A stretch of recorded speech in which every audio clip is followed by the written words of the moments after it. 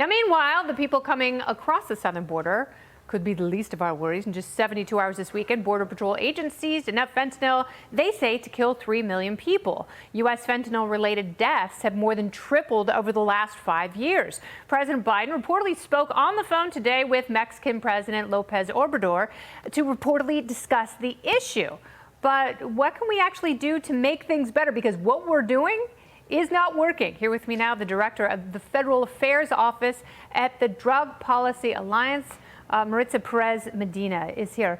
So let me ask you this, because obviously both these presidents, they're just talking about supply. And law enforcement, they love to talk about supply. They love to talk about the drugs that they seize at the border. But no one talks about the demand, and until we do that, we're going to see more fentanyl overdose deaths. So how do we solve this crisis? Yes, that's exactly right. One thing that's lacking in this conversation is often the demand side of the conversation.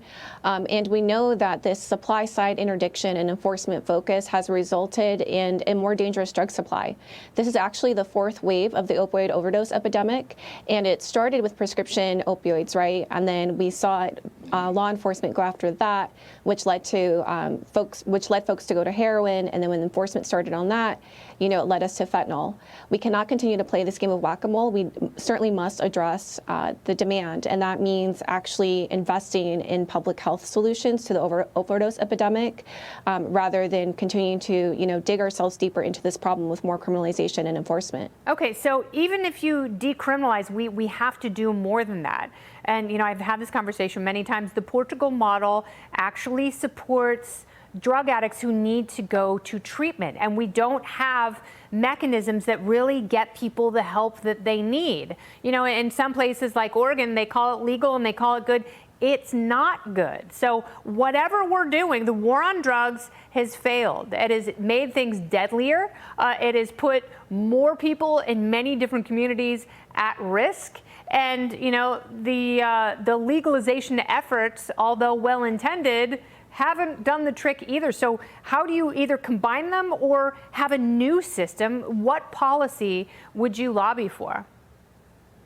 I want to see more investment in overdose prevention services, and this can include things like overdose prevention centers, like we've seen pop up in other countries. And these are places where individuals can go and have access to health services, have access to a hot meal, to showers, things that keep people healthy and alive.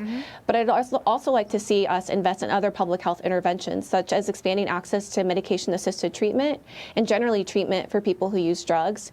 But then we also have to be smart about these public health approaches. We need things that will save lives now. Things like getting naloxone in people's hands, making sure that people know how to use naloxone, which of course reverses the effects of an opioid overdose, and things like drug checking tools. These are all things that can keep people alive and healthy. And then of course, I would say that it's really important that we just have public education. People need to understand that the illicit drug supply does have dangers. So people need to understand that so they can make informed decisions and safely consume drugs if that's the choice they choose to make.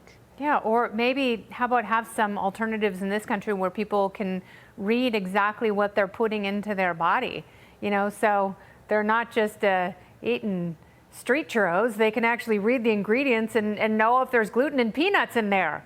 And as a parent of teenagers, I talk to my kids about this all the time. I tell them, what to avoid. I can't be there with them all the time. I don't want them to do drugs.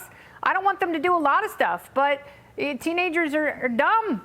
They're irrational people. So yes, we have to do more of that as parents, and as communities, we have to have as much prevention as possible, because guess what?